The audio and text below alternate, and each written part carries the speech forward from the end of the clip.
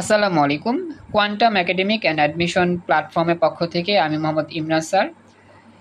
Super special ICT MCQ solving ক্লাসে আজকে আমরা স্পেশাল 12 নাম্বার লেকচারে উপস্থিত। আজকে আমাদের স্পেশাল 12 নাম্বার লেকচারে আমরা নতুন টপিক নিয়ে আলোচনা করব। আমাদের আইসিটি প্রথম অধ্যায় বিশ্ব বাংলাদেশ প্রেক্ষিতের আজকে 12 নাম্বার স্পেশাল ক্লাসে আমরা যে টপিক নিয়ে আলোচনা করব সেটা হচ্ছে আমাদের বায়োমেট্রিক্স এবং বায়ো ইনফরমেটিক্স এই টপিকটা। তো আমরা চলো সরাসরি আমাদের এমসিকিউ যে প্রশ্নগুলো আছে সেগুলো দিয়ে আমরা শুরু করি প্র্যাকটিস ক্লাস। তো আমরা যে সাপ্লিমেন্টের কথা তোমাদের বলেছিলাম নিউটন সাপ্লিমেন্ট, এই সাপ্লিমেন্টটা তোমরা খুব ইমিডিয়েটলি সংগ্রহ করার চেষ্টা করো। তো চলো আমরা যাই, আমাদের টপিক অনুযায়ী হবে। আচ্ছা হ্যাঁ, স্মৃতি এক্সাম দিয়ে তারপর আসো, পরীক্ষা দিয়ে এরপর জয়েন করো। আমরা ক্লাস রেকর্ড রাখতেছি, রেকর্ড থাকবে ক্লাস। হ্যাঁ বলো সোহান, কিছু বলতেছো?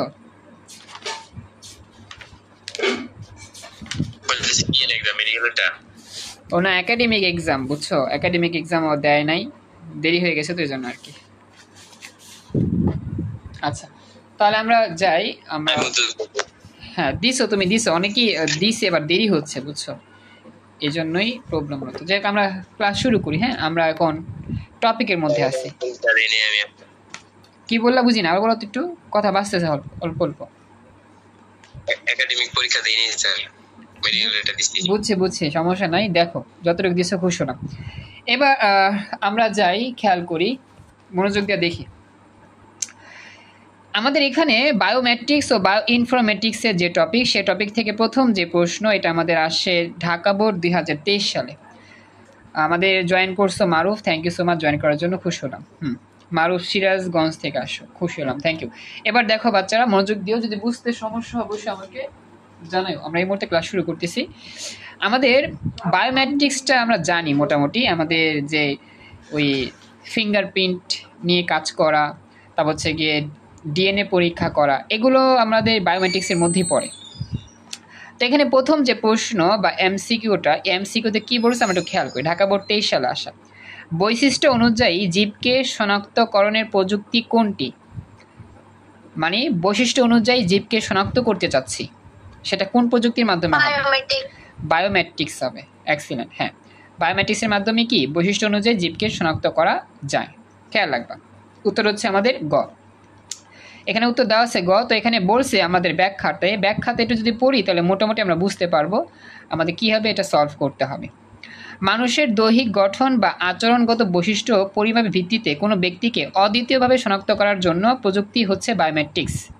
আঙ্গুলের ছাপ, হাতের রেখা, চোখের আইরিশ, মুখমণ্ডলের অবয়ব শনাক্তকরণ হলো শারীরবৃত্তীয় বায়োমেট্রিক্স পদ্ধতি। অন্যদিকে কিবোর্ড টাইপিংয়ের গতি যাচাইকরণ, হাতে করা স্বাক্ষর যাচাইকরণ, কণ্ঠস্বর যাচাইকরণ হলো আচরণগত বায়োমেট্রিক্স। আমাদের বায়োমেট্রিক্সের এই বিষয়গুলো খেয়াল রাখতে হবে। এগুলো আমাদের মেন বইতেও লেখা আছে, তারপর আমরা এগুলো পড়লাম জাস্ট মনে রাখার জন্য। আচ্ছা এখন আমরা যাচ্ছি পরবর্তী যে প্রশ্ন, সেই প্রশ্নটা আমরা দেখি। এটা আমার কুমিল্লা বোর্ড 24 সালে আসছিল। বলতেছে বায়োমেট্রিক্স ব্যবহৃত হয় কোথায়? বায়োমেট্রিক্স ব্যবহৃত হয় কৃত্রিম বুদ্ধিমত্তায়, ব্যক্তি শনাক্তকরণে, যোগাযোগ ক্ষেত্রে নাকি চিকিৎসা ক্ষেত্রে? বলো তো কোনটা হইতে পারে? ব্যক্তি শনাক্তকরণ। আচ্ছা থ্যাংক ইউ জামিল, এক্সিলেন্ট উত্তর, রাইট, ব্যক্তি শনাক্তকরণে। অনেকে বলবা স্যার ব্যক্তি শনাক্তকরণে বায়োমেট্রিক্স ব্যবহৃত হলে চিকিৎসা ক্ষেত্রে দোষ করলো কি? আসলে আমাদের চিকিৎসা ক্ষেত্রেই ব্যক্তি শনাক্তকরণ পড়ে, উত্তর খ। হ্যাঁ, চিকিৎসা ক্ষেত্রেই ব্যক্তি শনাক্তকরণ পড়ে, কিন্তু কথা হচ্ছে চিকিৎসা ক্ষেত্রের মধ্যে তো অনেকগুলো ভাগ আছে, বিভাজন আছে। আসলে বায়োমেট্রিক্সটা ওই নির্দিষ্ট বিষয়কে ইন্ডিকেট করতেছে। সবাইকে বলতেছে কথাটা খেয়াল রাখবা, আমাদের এই বায়োমেট্রিক্সটা নির্দিষ্ট বিষয়ের উপর ইন্ডিকেট করে করা হচ্ছে। চিকিৎসা ক্ষেত্রে অনেক সেক্টর রয়েছে, অনেক সেক্টর, তো সবগুলো সেক্টরে তো আর বায়োমেট্রিক্স কাজ করে না। বায়োমেট্রিক্স শুধু কাজ করবে এই শনাক্তকরণে, ব্যক্তি শনাক্তকরণে বায়োমেট্রিক্স কাজ করবে। এই জন্য এটা আলাদা করে আমরা শিখতেছি ব্যক্তি শনাক্তকরণ। আমার কথা কি ক্লাসে বাকিরা বুঝতে পারছো? একটু আমাকে জানাও, বাকি রেসপন্স করো, বুঝতে পারতেছো? বুঝছো? ওকে, তাহলে এবার যাই নেক্সট, পরবর্তী যে প্রশ্ন সেখানে। এটা আমাদের আসে যশোর বোর্ড 23 সালে। এখানে বলতেছে ডিএনএ পর্যবেক্ষণে মানব শরীরের কোন উপাদান ব্যবহার করা হয়? DNA. Excellent, thank you so much. উত্তর রাইট, রক্ত। আমরা জানি ডিএনএ টেস্ট করতে রক্ত, চুল, ইটিসিটিসি ব্যবহার করা হয়।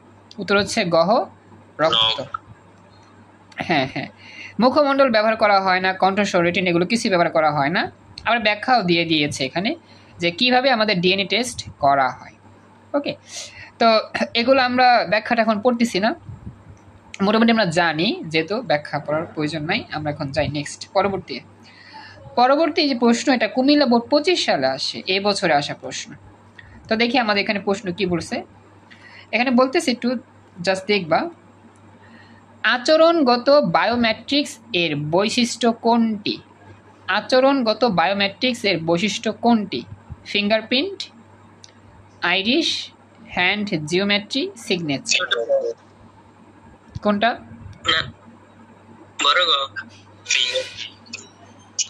আচ্ছা আচ্ছা, একজন এক একটা বলছো, থ্যাংক ইউ, খুশি হলাম। জামিল বলছো বড় গ্রহ, সোহান কোনটা বলছো জানি? ফিঙ্গারপ্রিন্ট বলছো। আচ্ছা, এখানে একটা বিষয় খেয়াল রাখবা, আচরণগত ফিঙ্গারপ্রিন্ট এটা কিন্তু আমাদের দেখা যায় ওই কি জানি বলে,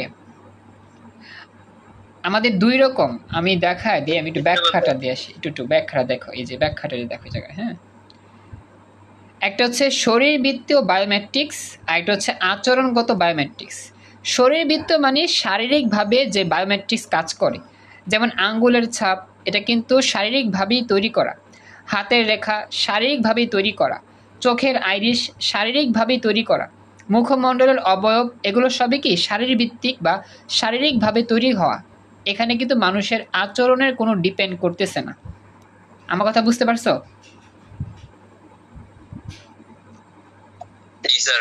তার মানে আচরণটা হবে অন্যটা। আচরণ মানে কি? আচরণ মানে হচ্ছে তুমি যে কথা বলো, অঙ্গভঙ্গি, তারপর হচ্ছে চলাফেরা, এগুলো। তো এখানে আচরণের মধ্যে আছে হাতে করা স্বাক্ষর। আমরা সিগনেচার করি না, সাপোজ তোমার মনটা অনেক ভালো, তুমি একটা সাইন করতে চাচ্ছ, তুমি খুব সুন্দর করে সাইনটা করবা। আর যখন তোমার মনটা অনেক খারাপ, তখন তোমার সিগনেচার করতে মন চাবে না, কোনো রকম একটা সিগনেচার করবা। তো ওই অবস্থায় দেখলে বোঝা যাবে যে ওইটা সিগনেচার না, মনে হয় খাতা ছিঁড়ে ফেলে অবস্থা, এরকম একটা অবস্থা। দেখি না আমরা যখন স্যার ম্যাডামরা খাতা মার্ক করে বা খাতা দেখে, তার যদি মেজাজ গরম হয়, মনে হয় যে খাতা ছিঁড়ে ফেলবে, এমন একটা অবস্থা। তো এটা আর কি বিষয়, যে আচরণটা হচ্ছে মানুষের বাহ্যিক ব্যবহার, বাহ্যিকগতভাবে কাজ করে যেটা আচরণ। তো সেই আচরণের মাধ্যমে যদি কোনো ব্যক্তিকে চিহ্নিত করতে হয়, তাহলে সেই বিষয়গুলো এখানে খাটে। যেমন সিগনেচার যাচাই করতে পারা যায়, কণ্ঠস্বর যাচাই করতে পারা যায়। সাপোজ তুমি নম্র কণ্ঠে কথা বললা, যখন তোমার মনটা ভালো, তুমি আস্তে আস্তে কথা বললা, এই কথাটা কিন্তু বোঝায় তোমার আচরণটা কীরকম।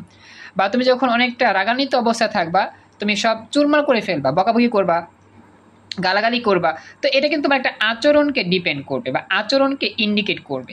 আমার কথা কি বুঝতে পারছো? তার মানে এই কণ্ঠস্বর যাচাই করা, স্বাক্ষর যাচাই করা, এগুলো সব আচরণগত বায়োমেট্রিক্সের উদাহরণ। সবাই বুঝতে পারছো ব্যাখ্যাটা? সবাই একটু কথা বলো। Thank you. রুহি জয়েন করছো ক্লাসে, thank you so much. Sir Ruhi না, ওই যে আফিফা জয়েন করছো, তুমি অসুস্থ ছিলা, তারপরে জয়েন করছো, খুশি হলাম। আচ্ছা, এবার নেক্সট যাচ্ছি, পরবর্তী দেখি, এটাও আমাদের বোর্ড পরীক্ষা আসা প্রশ্ন, খেয়াল রাখতে হবে। তো এটা আমাদের আসতেছে এখানে, হ্যাঁ এখানে দেখো আমাদের ওই যে ব্যাখ্যার মধ্যে বলে দিয়েছে তার অলরেডি, যে ভয়েস রিকগনিশন এটাও আমাদের আচরণগত বৈশিষ্ট্য। টাইপিং, কি স্ট্রোক এটা আচরণগত। সিগনেচার ভেরিফিকেশন এটাও আচরণগত। এখানে একটা বিষয় তোমাদের বুঝায় বলি, ভয়েস রিকগনিশন এর অর্থ হচ্ছে মানুষের ভয়েসের মাধ্যমে মানুষকে চেনার উপায়। কারো ভয়েস মোটা হয়, কারো ভয়েস পাতলা হয়, চিকন হয়, সুমধুর হয়, এগুলো আর কি। আর টাইপিং কি স্ট্রোক কি জানো?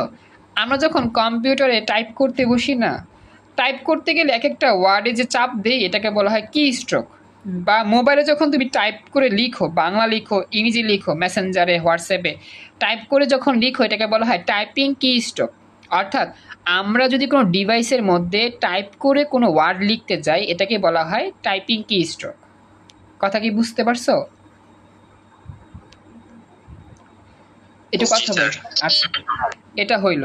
এবার সিগনেচার ভেরিফিকেশন জানো, অনেক সময় দেখা যায় সিগনেচার দেখে বোঝা যায় এটা কার সিগনেচার। আমরা যখন স্কুলে থাকতাম, স্যার ম্যাডামদের ছুটি নেওয়ার জন্য সিগনেচার নিয়ে অনেক দৌড়াদৌড়ি করতাম যে স্যার একটা সিগনেচার দেন, ছুটি লাগবে, ছুটি লাগবে, এটাই আর কি। তো হ্যাঁ বলো কোনটা। হ্যাঁ, আবার ভালো কথা, দেখা যেত কি স্যার ম্যাডামদের সিগনেচার নকল করে আবার অনেক সময় বের হয়ে যেতাম। যদি আমি এটা কখনো করি নাই, যদি এটা আমি কখনো করি নাই, যাক প্রসঙ্গ আসলে বলে দিলাম। কি কি না, স্কুল পলাই নাই, চাইছিলাম একদিন, পাইতে পারি নাই, বুঝছো। না না, সত্যি পারি নাই, এই যোগ্যতা আমাদের নাই। যাই হোক, দেখো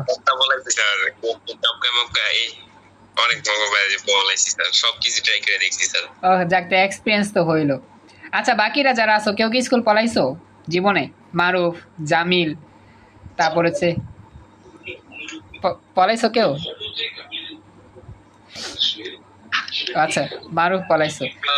মেয়েদের মধ্যে পলাইছো কেউ? তুমিও পলাইছো? আমার ছোট বোনও পলাইছে, বলতেছে, বুঝছো, তোমাদের কথা শুনে। আচ্ছা, ওকে। আসলে একটা এটা একটা মজা, বুঝছো। তারপর এটা আসলে অনেকে পছন্দ করে না, স্কুল পড়ানো ভালো ভালো ছেলের লক্ষণ না, ভালো মেয়ে লক্ষণ না। ওকে, হ্যাঁ বলো।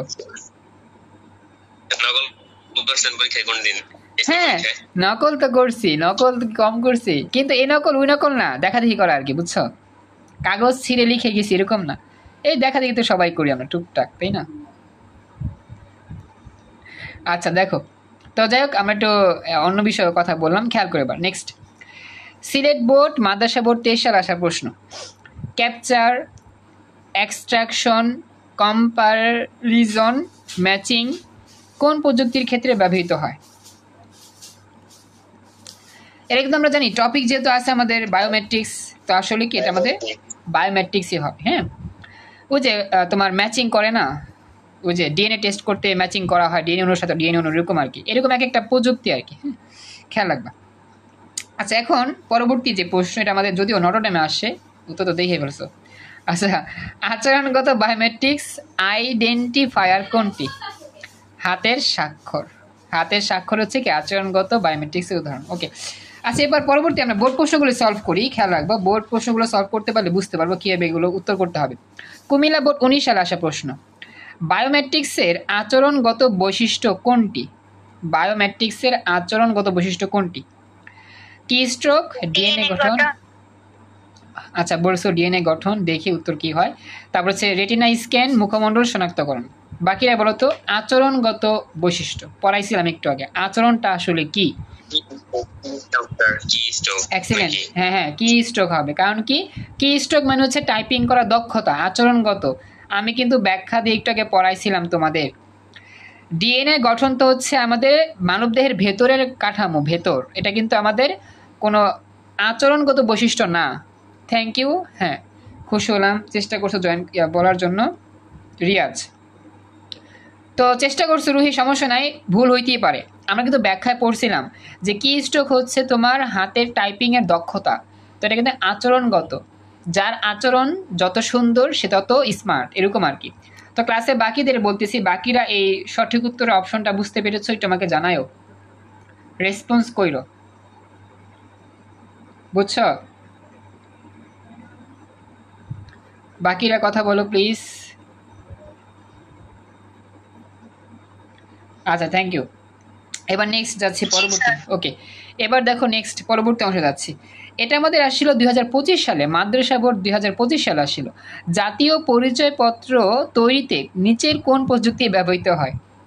ভোটার আইডি কার্ড, হ্যাঁ বায়োমেট্রিক্স, মনে রাখবা। এটা একটা মানে আনকমন প্রশ্ন, বুঝছো। ভোটার আইডি কার্ড তৈরি করতে বায়োমেট্রিক্স কি হয়, ব্যবহার করা হয়। কেন বলতে পারবা, কেন কেন এটা ব্যবহার করা হয় বায়োমেট্রিক্স? সেটি স্ক্যান নাই। হ্যাঁ, এক্সিলেন্ট। আমাদের কিন্তু দেখা যায় ভোটার আইডি কার্ড তৈরি করতে যে 10টা আঙ্গুলের ছাপ নেয়, জানো তো? হ্যাঁ, ময়মনসিংহ বোর্ড, হ্যাঁ ময়মনসিংহ বোর্ড বলছিস। হাতের আঙ্গুলে ছাপ নেই কিন্তু, এই যে 5টা হাতের আঙ্গুল ডান হাতের, 5টা বাম হাতে। তোমরা কখনো এটা করছো? বা যারা ভোটার আইডি কার্ড করছো এটা কি জানো? ও, ভোটার হওয়া নাই? ও, তো জানবা কেমনে? যাই হোক, তাহলে তাহলে আমি বলে দিলাম, যখন ভোটার হইতে যাবা তখন ছবি তুলবে তোমার। ছবি তোলার পর 10টা আঙ্গুলের ছাপ নিবে, এই হাতের 5টা, এই হাতে 5টা। এই যে আঙ্গুলের ছাপ নিছে এটাই বায়োমেট্রিক্স। এই জন্যই জাতীয় পরিচয়পত্র তৈরি করতে বায়োমেট্রিক্স ব্যবহার করা হয়। আচ্ছা বুঝছি, মারুফ বলছো, আমি হয়েছি। ওকে, থ্যাংক ইউ। তোমরা যারা হও নাই তোমরা দেখতে পাবো, বুঝছো? আচ্ছা, এবার এটা আশা করি সবাই উত্তর দিতে পারবে, এটা সবাই কিন্তু বর্তমানে ব্যবহার করো। যশোর বোর্ড 16 সালে আসা প্রশ্ন, মোবাইল সিম ক্রয়ে কোন প্রযুক্তি গ্রাহককে সহায়তা করে? ওকে, রিয়াজ বলছো মোবাইল সিম কিনবা, কোন প্রযুক্তি? Excellent, biometrics. কেন বায়োমেট্রিক্স? মোবাইল, হ্যাঁ কি বলে আর বলো, বুঝি নাই। হ্যাঁ, ওই যে তোমার হচ্ছে সিম কার্ড রেজিস্ট্রেশন করতে হয় না, ওই যে সিম, এই যে আঙ্গুলের ছাপ লাগে, তো এখন তো লাগে, আগে তো লাগতো না, এখন তো লাগে, আগে তো এমনি কিনতে পারতাম। আচ্ছা, এটাই হচ্ছে বিষয়। তাই হচ্ছে বিষয়, মোবাইল সিম ক্রয়ের জন্য বায়োমেট্রিক্সের ব্যবহার আছে। যেখানে আঙ্গুলের ছাপ সেখানেই বায়োমেট্রিক্স, এক কথায় যেখানে আঙ্গুলের ছাপ সেখানে কি বায়োমেট্রিক্স। আর আফিফা বেশি অসুস্থ হলে ক্লাস করার প্রয়োজন নাই, রেস্ট নিতে পারো, আমার রেকর্ড থাকবে, ক্লাস দিয়ে দিব, দেখে নিও। তারপরেও চেষ্টা করতেছো, খুশি হলাম। আচ্ছা, এবার নেক্সট পরবর্তী প্রশ্নে যাচ্ছি। তো পরবর্তী প্রশ্নটার জন্য আমাদের একটু দেখতে হবে বলতে আমাদের একটু নিচে আসতে হবে, দেখেন। হ্যাঁ, এখানে আমাদের এই প্রশ্নটা আমাদের আসছে তোমার যশোর বোর্ড 2024 সালে। হ্যাঁ, দেখি, এটা আমার একটা বহুপদী প্রশ্ন। ইউনিক আইডেন্টিটি তৈরিতে ফিঙ্গারপ্রিন্ট মেশিনে আঙ্গুলের ছাপ তৈরি হয়। এখন বলতেছে এই আঙ্গুলের রেখার বিন্যাসের উপর ভিত্তি করে, ত্বকের টিস্যু উপর ভিত্তি করে, ত্বকের নিচে রক্ত সঞ্চালনের শিরার উপর ভিত্তি করে, কোনটি সঠিক?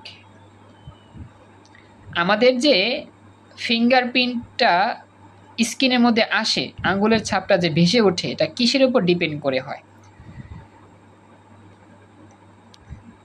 আচ্ছা, এখানে গ বলছে একজন, বাকিরা উত্তর দাও তো, চেষ্টা করো, ভুল হোক সমস্যা নেই, আমরা শিখবো, ট্রাই করো। রুহি, আমরা বলো তো কি বললা?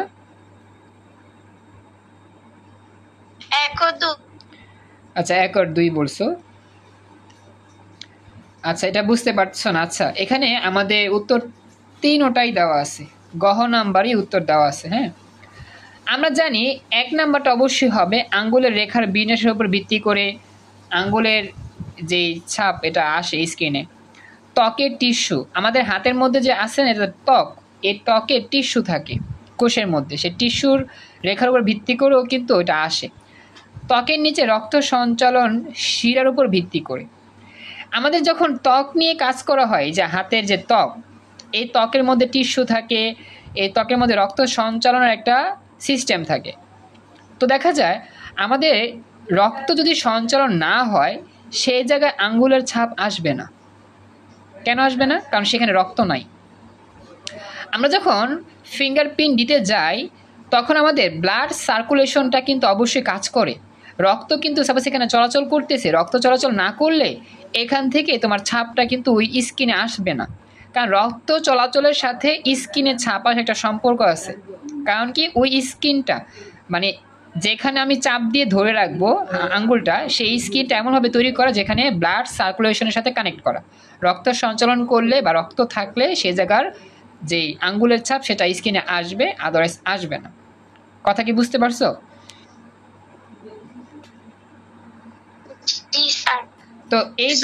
তো এই জন্য আমাদের এই রক্তের সাথেও কানেক্টেড আঙ্গুলের ছাপ, আবার ত্বকের টিস্যু আছে, আঙ্গুলের রেখার বিন্যাসও আছে, তার মানে সবগুলাই সঠিক উত্তর।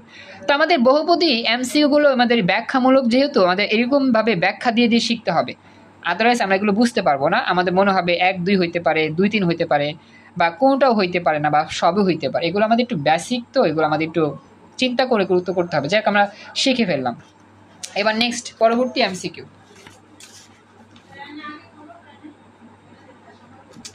পরবর্তী এমসিকিউটা আমাদের আসছে দিনাজপুর বোর্ড 2023 সালে। দেখো আমি দেখাচ্ছি, জাস্ট তোমরা একটু মনোযোগ দিয়ে দেখলেই হবে। দিনাজপুর বোর্ড 23 সাল আসা প্রশ্ন।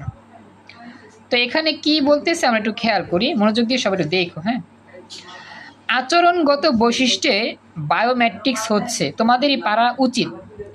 আচরণগত বৈশিষ্ট্যের বায়োমেট্রিক্স ব্যাখ্যা দিয়ে বুঝাইছিলাম একটু আগে। হাতে করা স্বাক্ষর, কি বললা? Excellent, good. 1 আর 3 ভেরি গুড। এই তো মাশাআল্লাহ পারছো। দেখছো, আমরা যদি ভালো করে একবার টপিকটা পড়ে ফেলি না, আমাদের কিন্তু এমসিকিউ সিকিউ অ্যান্সার করতে পানি ভাত। আমরা জাস্ট যদি বুঝি, না বুঝলে কিন্তু তুমি আন্দাগন্ধি উত্তর দিবা। তুমি যেটা বুঝছো এখন, তোমার কিন্তু এগুলো উত্তর করতে কোনো ব্যাপারই না। ওকে, হয়ে গেল। ডিএনএ পর্যবেক্ষণ কিন্তু বাহিরের বিষয়, এটা কিন্তু ভেতরের বিষয় না। শেষ। আচ্ছা, এবার আমরা যাই নেক্সট। সিলেট বোর্ড 19-এ আরেকটা প্রশ্ন আসে, আচরণগত বৈশিষ্ট্যের বায়োমেট্রিক্স হচ্ছে। আচ্ছা, এক্সিলেন্ট, উত্তর দিয়েছো। আচরণগত বৈশিষ্ট্যের বায়োমেট্রিক্স হচ্ছে face recognition, voice recognition, typing কি স্ট্রোক। এখন জামিল বলছে সবগুলো, এখন বাকিরা বলো তো।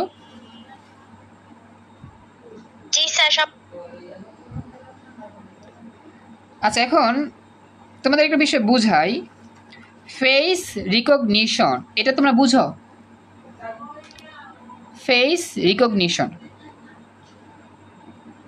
2 আর 3 মনে হইব স্যার, 2 আর 3। এক্সিলেন্ট, 2 আর 3 হবে, গুড। ফেস রিকগনিশনটা কি? চেহারা দেখে দেখে বাছাই করা, চেহারা দেখে দেখে করা স্যার, ফেস স্ক্যান। হ্যাঁ হ্যাঁ, ওই যে আমি কিন্তু তোমাদের বুঝাইছিলাম, এই যে ব্যাখ্যায় ছিল, এই যে মুখমণ্ডলের অবয়ব শনাক্তকরণ হচ্ছে শারীরবৃত্তীয় বায়োমেট্রিক্স। শারীরবৃত্তীয় মানে শারীরিক গঠন যার যেরকম, তুমি দেখতে শারীরিকভাবে সুন্দর, তোমাকে সুন্দর দেখে বাছাই করলাম।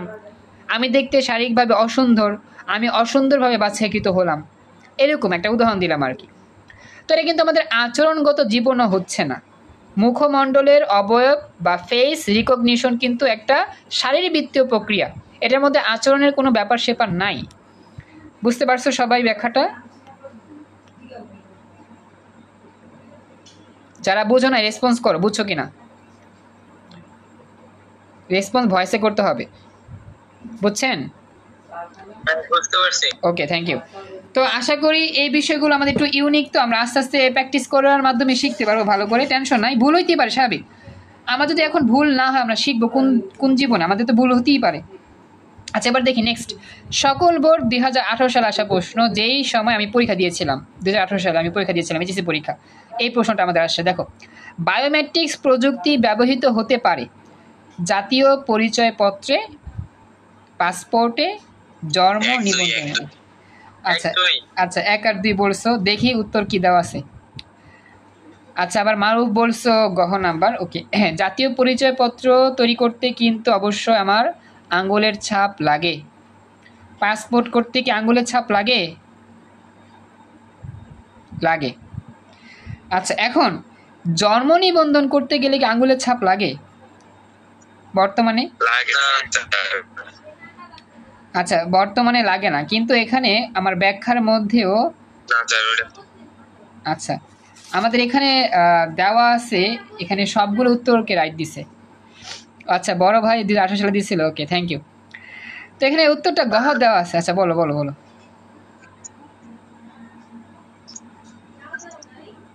বলো বলো। এটা তো নির্ভর করে কোন দেশের ক্ষেত্রে। দেশ ভিন্ন হইলে এক এক দেশের তো এক এক রীতি। আমি আসলে বুঝি নাই, সোয়ান প্রশ্নটা আমরা বলতে হবে।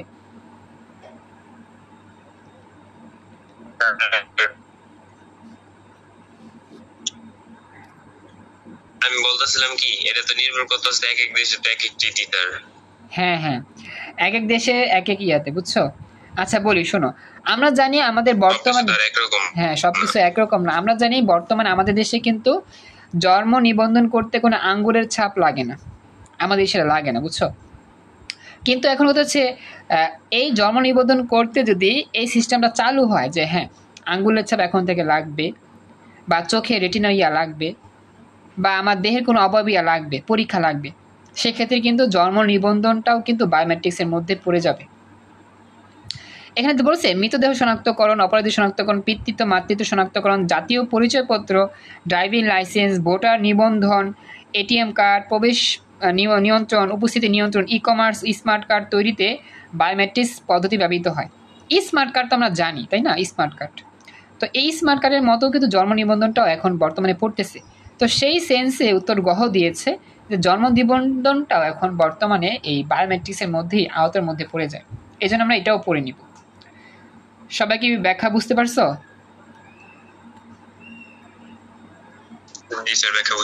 আচ্ছা, থ্যাংক ইউ। তো আমাদের স্মার্ট কার্ড যেরকম ভাবে আছে না, এটা আমরা সেরকম ভাবে কাজ করব। এটা বর্তমানে আগে হইতো না, আগে কিন্তু জন্ম নিবন্ধন করতে কিছুই লাগতো না, তেমন জাস্ট বিবরণ দিলেই হইতো। আচ্ছা, এবার যাই নেক্সট। আমাদের এই জায়গার মধ্যে এমসিকিউ গুলো শেষ, বোর্ড পরীক্ষার এমসিকিউ আমরা পরে পেয়ে যাচ্ছি। এবার যে এমসিকিউ করে নিব এটা কিন্তু একটু আমাদের একটু বুঝে উত্তর দিতে হয়, বুঝছো? এটা মুখস্থ নিবন্ধন না, এটা একটু বুঝার বিষয়। দেখি এটা কারা উত্তর করতে পারে। এটা আমার উদ্দীপক থেকে আসা একটা প্রশ্ন। হ্যাঁ, এটা আমাদের ঢাকা বোর্ডের প্রশ্ন। ঢাকা বোর্ড আসছে, ঢাকা বোর্ডে 2024 সালে আসা একটা স্পেশাল প্রশ্ন। তো দেখি এখানে কি বলছে। ডক্টর রাশেদ দীর্ঘদিন গবেষণা করে এমন একটি যন্ত্র নির্মাণ করলেন যেটি ঝুঁকিপূর্ণ কাজ ব্যবহার করা হয়। রাশেদ গবেষণাগারে প্রবেশের জন্য একটি বিশেষ ডিভাইসের দিকে তাকানোর পর দরজাটা খুলে যায়। এখন আমাদের প্রথম প্রশ্ন, গবেষণায় ব্যবহৃত প্রযুক্তিটি হচ্ছে রোবোটিক্স। এক্সিলেন্ট উত্তর, রাইট, রোবোটিক্স। মাশাআল্লাহ, পারছো। স্মৃতি পরীক্ষা দিয়েছো, খুশি হলাম। পরীক্ষার পরে আবার জয়েন করছো, থ্যাংক ইউ সো মাচ। আচ্ছা, এবার স্যার মেডিকেলের পরীক্ষা কি আমাদের জন্য নাকি সেকেন্ড ইয়ারের ভাইয়াদের জন্য? মেডিকেল পরীক্ষাটা আসলে তোমাদের জন্য আস্তে আস্তে শুরু করতে হবে, বুঝছো? তুমি তো মাত্র একাডেমিক পড়তেছো, মেডিকেলটা আপাতত পরে দিও, আপাতত একাডেমিক দিছো, খুশি হলাম, ঠিক আছে? আচ্ছা স্যার। ওকে, তো এবার দেখো গবেষণায় ব্যবহৃত প্রযুক্তিটা হচ্ছে কি? গবেষণায় ব্যবহৃত করছি আমি একটা যন্ত্র, যে যন্ত্র ঝুঁকিপূর্ণ কাজ করে, রোবোটিক্স হবে। কারণ গত টপিকে পড়ছিলাম রোবোটিক্স ঝুঁকিপূর্ণ কাজগুলো করে দেয়, যে কাজগুলো মানুষ করতে প্রচুর ইয়া হবে। একাদশ শ্রেণীতে কজন আছে? আচ্ছা বলি, একাদশ শ্রেণীতে মোটামুটি প্রায় আমাদের 10 জনের উপরে আছে, সায়েন্স কমার্স আর্টস মিলিয়ে। সায়েন্সের স্টুডেন্টরা অনেক আছে, কিন্তু সবাই রেগুলার ক্লাস করতে পারে না। সায়েন্সের স্টুডেন্ট যদি সবাই ক্লাস করতো মোটামুটি দেখা যেত 10 জনের উপরে থাকতো। আর্টসে আছে মোটামুটি কয়েকজন, কমার্সে আছে কয়েকজন, তো সব মিলে দেখা যায় 15 থেকে 20 জনের মতো হইতো। কিন্তু অনেকেরই দেখা যায় নেট সমস্যার কারণে বা অনেক প্রবলেমের জন্য ক্লাসে উপস্থিত থাকতে পারে না। তো যারা আসো ফার্স্ট ইয়ার, তোমরা একসাথেই ক্লাস করবা, সমস্যা নাই। আমি জাস্ট এখন ক্লাসটা নিচ্ছি, এমসিকিউ সলভিং ক্লাস, তো এই জন্য একসাথে নিচ্ছি। একটা বিষয় বলি, ওই যে ইংরেজি যে বিষয়টা, ইংরেজি আমরা গ্রামার শুরু করতে যাচ্ছি ইনশাল্লাহ। ইংরেজি গ্রামার ক্লাসটাও ফার্স্ট ইয়ার সেকেন্ড ইয়ার যারা আসো একসাথে হবে। হ্যাঁ, একসাথে ক্লাসটা হবে কেন? কারণ গ্রামারটা আমি কখনো পড়াইনি এরকমভাবে, গ্রামারটা শুরু করবো, বুঝছো? স্পোকেনটা শুরু করছিলাম, এখন আমি গ্রামারটা শুরু করে দিব ইনশাল্লাহ। হ্যাঁ, ওই বইটা দেখছিলেন পরে যে হ্যাঁ, আমি ওটা ইয়া করতেছি, আমি পার্ট বাই পার্ট করে আমি তোমাকে দিব, তুমি জানার করে নিও, সমস্যা নেই, ঠিক আছে? আরেকদিন সময় আছে তো, বুঝছো? আচ্ছা, ওই অনেক সুন্দর, আমি দেখছি অনেক সুন্দর, আমি ওটা দিয়ে গবেষণা করে ইয়া করে নোট করে ক্লাস নিব ইনশাল্লাহ। তো বলি যেটা, আমাদের ইংরেজি ক্লাস যখন হবে সেই ইংরেজি ক্লাসে আমরা একসাথে ক্লাস করব, কারণ গ্রামার শুরু থেকে পড়াবো। ফার্স্ট ইয়ারও বুঝবা, সেকেন্ড ইয়ারও বুঝবা। ইংরেজি নিয়ে আমাদের অনেক দুর্বলতা আছে, অনেক ভয়ভীতি কাজ করে, এই জন্য আমরা একসাথে ক্লাসটা করে যাতে ভয়ভীতি দূর করতে পারি সে চেষ্টা করবো ইনশাল্লাহ। ওকে, তো এখন এটা রোবোটিক্স বুঝতে পারছি, খেয়াল রাখো, এতটুকু উত্তর রাইট। পরবর্তী, এবার এটা কিন্তু আবার অন্যরকম প্রশ্ন। গবেষণাগারে প্রবেশের প্রযুক্তিটি ব্যবহৃত হয়। এখন বলো ক্লাস কয়টায় শেষ হবে? রিফাত, এই যে ক্লাস একটু পরে শেষ হয়ে যাবে, বুঝছো?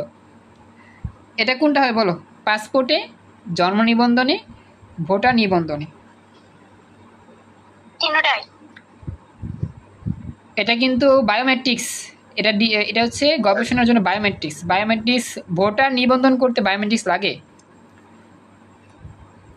জনশুমারি, আচ্ছা, ভোটার নিবন্ধনটা জানি কি, দাঁড়াও আমি তো একটু মিস্টেক করতেছি এখানে। ভোটার নিবন্ধন ও হ্যাঁ লাগবে। লাগে স্যার, লাগে। হ্যাঁ হ্যাঁ লাগে তো, কিন্তু উত্তর না এখানে খ দিছে, বুঝছো, সব দেয় নাই, তারা কি ভুল করছে বুঝলাম না। পাসপোর্টে লাগে, জন্ম নিবন্ধন লাগে, ভোটারও লাগে, হ্যাঁ লাগে তো, আইডি কার্ড নিবন্ধনে তো লাগে। তো এটা উত্তর। স্যার এই জায়গায় কইছে স্যার, ওই যে গবেষণায় এই পেজ দেখলে খুলে স্যার, মানে ওই পেজ স্ক্যানের কথা কইছে, তো পেজ স্ক্যান পাসপোর্টের ক্ষেত্রে করা, ভোটার আইডি কার্ডের ক্ষেত্রে করা, কিন্তু জন্ম নিবন্ধনের টাইমে তো পেজ স্ক্যান করা আঙ্গুলের ছাপ নিলে নিতে পারে হয়তো। হ্যাঁ, আঙ্গুলের ছাপ নিলেও তো তোমার সেটা বায়োমেট্রিক্সই পড়বে, আঙ্গুলের ছাপটা তো বায়োমেট্রিক্সের আওতাভুক্ত, যেমন স্মার্ট কার্ড করে যেরকম ভাবে সেরকম, বুঝছো। কইছে স্যার যে তাকাইলি খুলে জায়গা, মানে পেজটা স্ক্যান হয় শুধুমাত্র, এটা তো বায়োমেট্রিক্স মানে ফিঙ্গারের ক্ষেত্রে কিছু কয়নি স্যার, কইছে পেজ স্ক্যান। না না না, বলি এখানে বলছে না যে তাকালি খুলে যায়, ডিভাইসের দিকে তাকালি খুলে, চোখের আইরিশের চোখের আইরিশের মাধ্যমে এই প্রযুক্তিটার নামই তো হচ্ছে বায়োমেট্রিক্স প্রযুক্তি। আর এই প্রযুক্তিটা ব্যবহার হয় কোথায় কোথায়, তাকাইছে না, ফেস রিকগনিশন, এটা ফেস রিকগনিশন মানে ফেস না সরি, চোখের আইরিশের গঠনের উপর ভিত্তি করে দরজাটা খুলে যায়, এটাই বায়োমেট্রিক্স।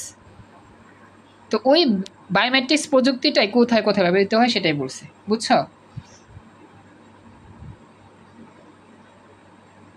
জি স্যার।